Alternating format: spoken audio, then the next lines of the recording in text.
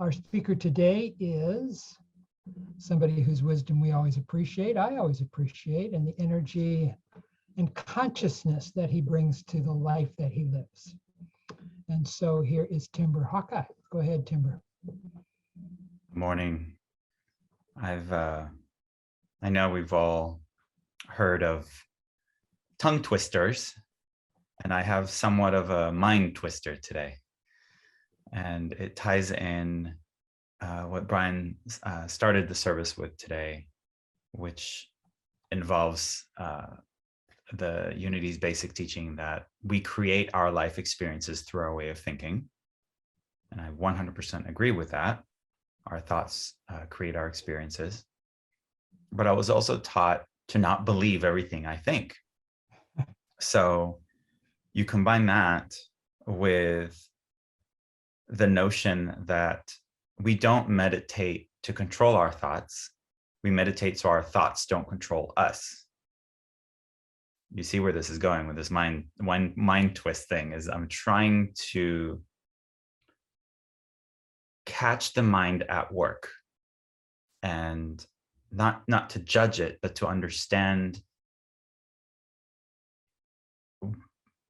how much of it to take seriously, how much of it is of my own creation, how much of it is the accumulation of everything I've been told by others, and tying that into the reading today about it's all God within us. So follow me here on where this even started. I was watching a movie with a friend, and it was cold, so we had like a blanket over us. And when the movie was over, I stood up and grabbed the blanket to fold it, and the blanket touched the ground. And my friend she just like winced. She was like, "Oh no, the blanket touched the ground." And I looked at her and I said, "Oh yeah, you're weird about that, aren't you?" And I folded the blanket and put it away. And man, I could not go to sleep that night.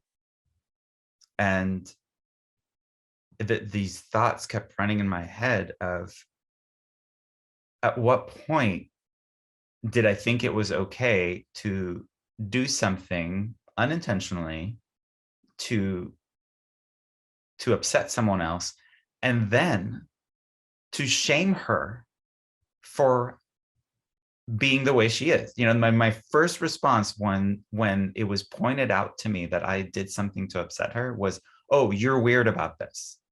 You know, like a hummingbird could not catch the ego at work here. Like it's so fast. It's so embedded in our reactivity to deny this. I don't know how to explain it. It was so interesting for me to lay there in bed and wonder, why did I feel the need to shame her?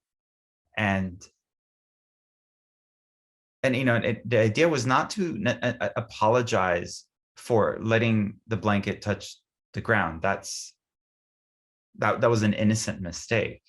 But I felt this deep need to apologize for immediately adding insult to injury and making her the problem.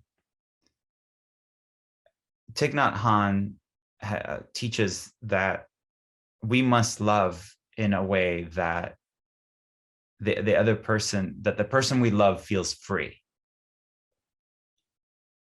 And in that scenario, it's really important that I'm able to love so that my friend or whoever I'm with feels free to be who they are without having to apologize for it, without being shamed for it. Because most of us don't feel loved in such a way that we feel free. We feel loved in a very conditional way. So we are not free to be who we are. We dress a certain way, we behave a certain way, we articulate ourselves in a certain way, all because our intention is to appease others.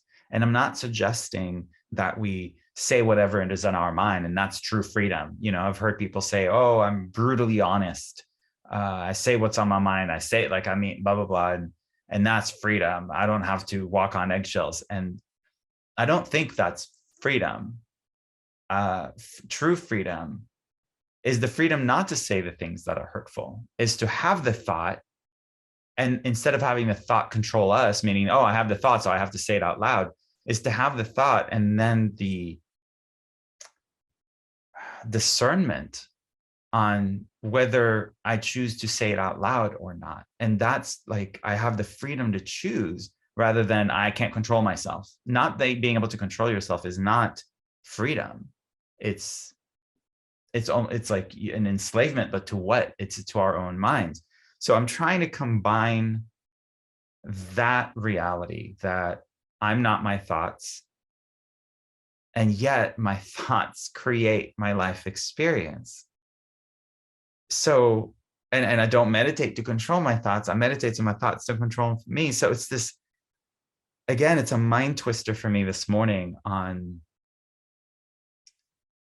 how much power do I have and who am I in relation to my thoughts?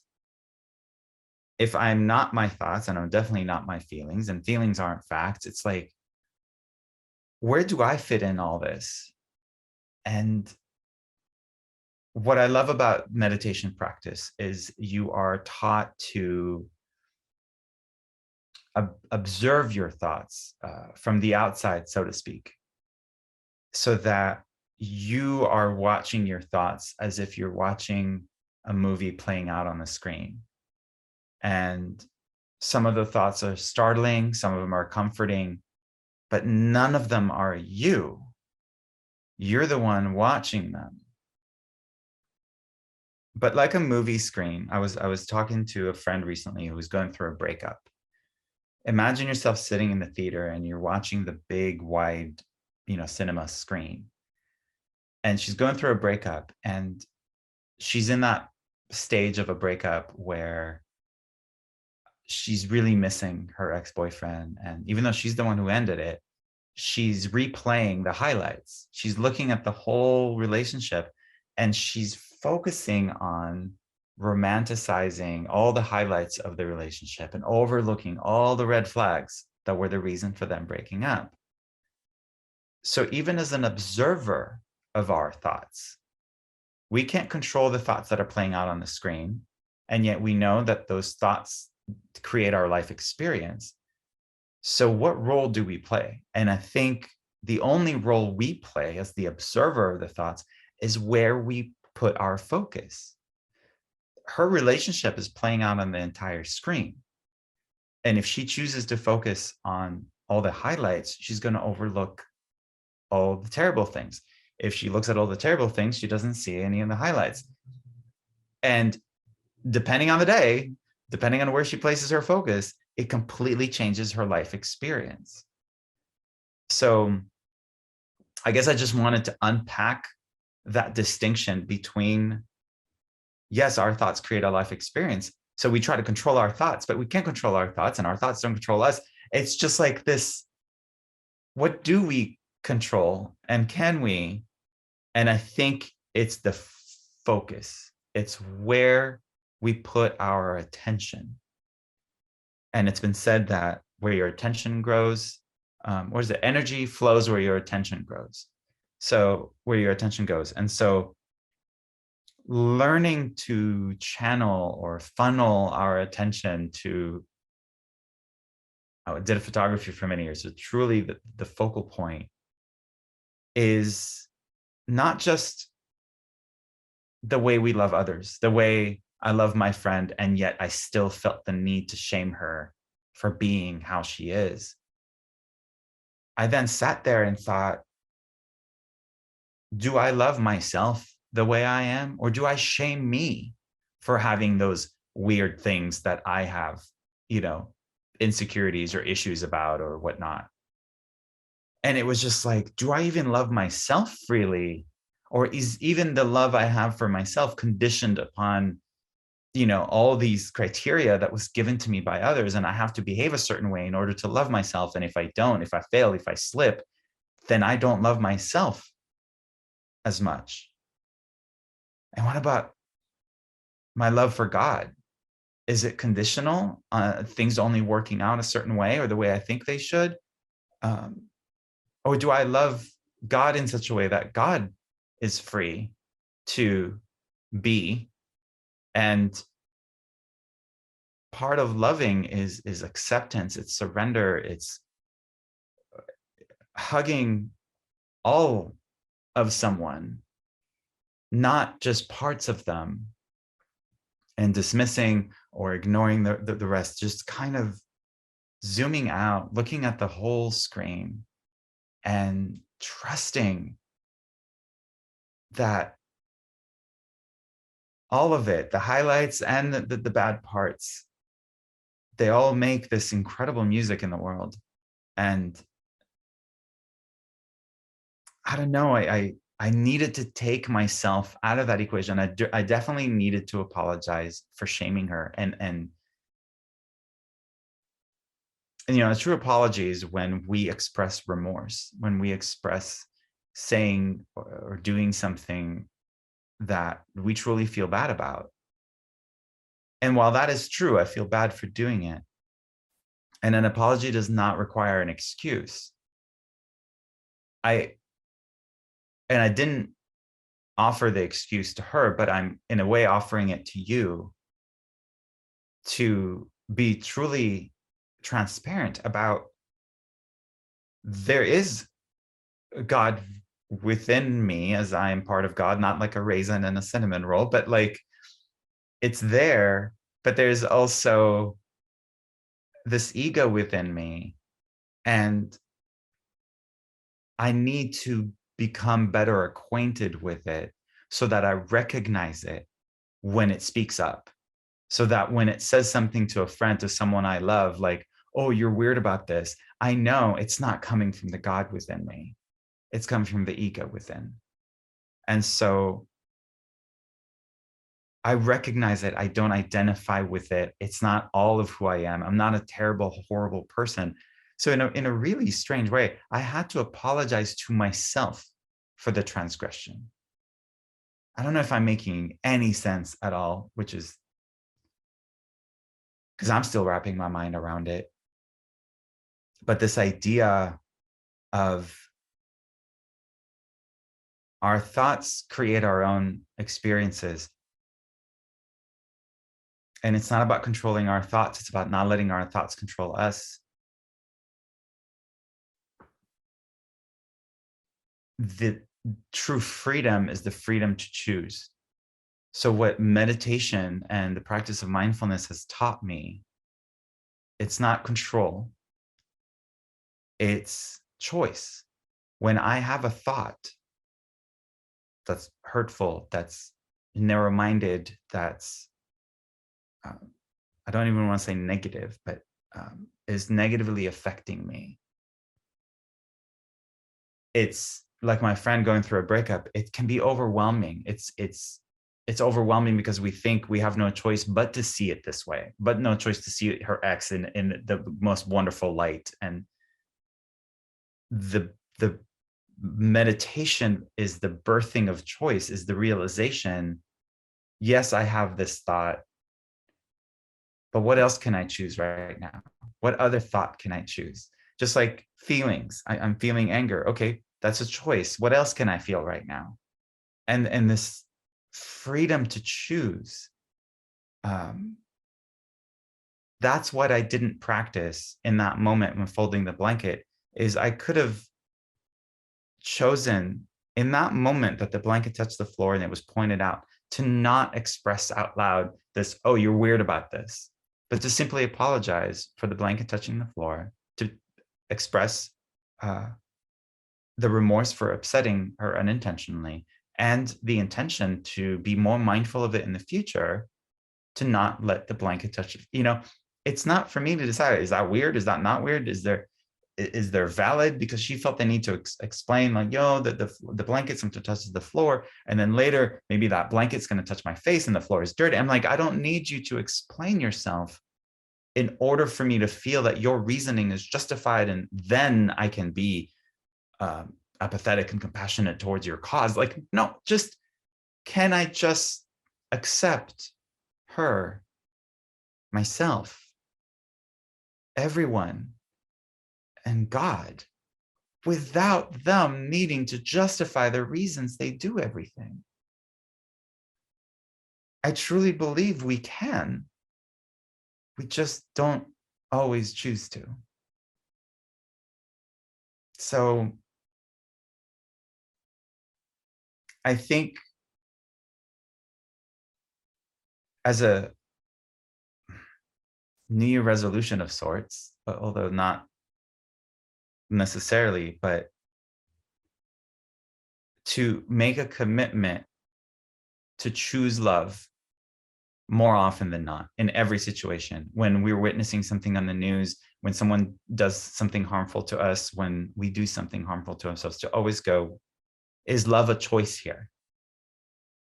And I believe love is always a choice. We just don't always choose it.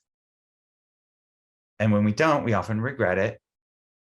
It doesn't feel good to others and it doesn't feel good to us. It's fascinating to me that we don't always choose it by default. It's never failed us. Yeah, so that's kind of where I am, is this invitation for myself and for all of us in every situation to choose love, because that thought will create our life experience, and it'll be a wonderful life experience of love that we are going to love. I know that was a lot of different stories of the blanket, the apology, the weird, the shaming, the blaming, the friend, the focus, the theater, the internal struggle, but it's all connected. And the one common thread through it all is that it can all be resolved. The internal conflict, the conflict with the friend, the pain, the shame, the remorse. At every turn where there is pain, it's because it's the absence of love. So can we commit to being salt shakers, but instead of salt that we add to everything, love shakers, and just sprinkle a little bit of love in every scenario, in every situation? We'll never regret doing it, but we will often regret not doing it. I don't know. Brian, feel free to jump in and tell me if I'm making any sense or if I've lost you all. It makes perfect sense to me, Timber. And one of the things that I really appreciate and admire about you is that you do examine your life in these microscopic ways and try and make sense out of what's happened and to frame it within the context of your belief system. And it's always, I just appreciate that. Yeah, because it was a mind twister. It was like, Yeah. what part of me felt the need to do that? You know, it's just, Yeah. and it's not the God in me. The God in me loves unconditionally. Mm-hmm. So what part of me loves conditionally? And that's the ego. Now, can I accept the ego as part of me, but not necessarily always focus on it, not necessarily always give it the megaphone to speak of, and just speak from the God, not just speak from the God within me, but speak to the God in others.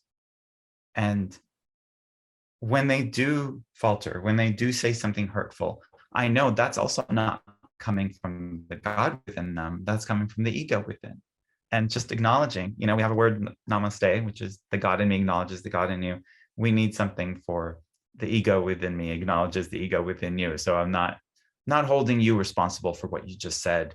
I don't know. It's really, it's a fascinating way to embrace, like I said, not just a part of someone, but their entirety. I think that's how God loves us. And I've probably shared this quote before because it's one of my favorite quotes because it is so disturbing. But in Conversations with God by Neil Donald Walsh, he said, Hitler went to heaven. When you understand this, you understand God. I love it because it's so disturbing. And yet it got me thinking that if Hitler went to heaven, and if I understand this, then I understand God. And if I can't wrap my mind around it, then I can't wrap my mind around God. I don't know if that makes sense, but I need to understand how much God loves and forgives, if that makes sense. And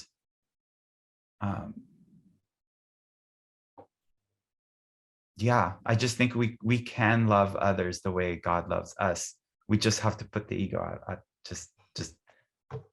I don't know. I don't know if I'm making sense. I'm now going in circles, but thank you again for allowing me to explore these different modalities of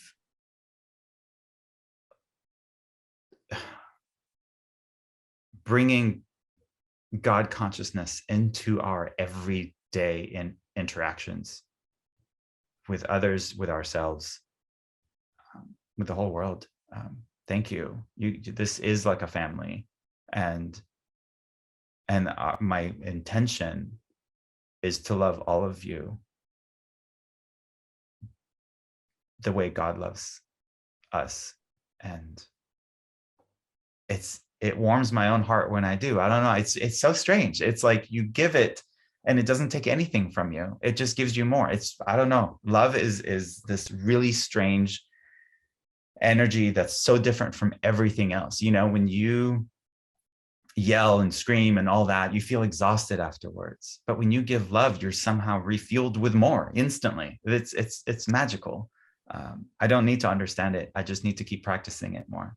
And I invite all of you to do the same. Like, again, imagine a salt shaker filled with love, and our job is just to sprinkle a little bit of love on everything and everyone and on our own lives. It'll just make everything taste better. Thank you.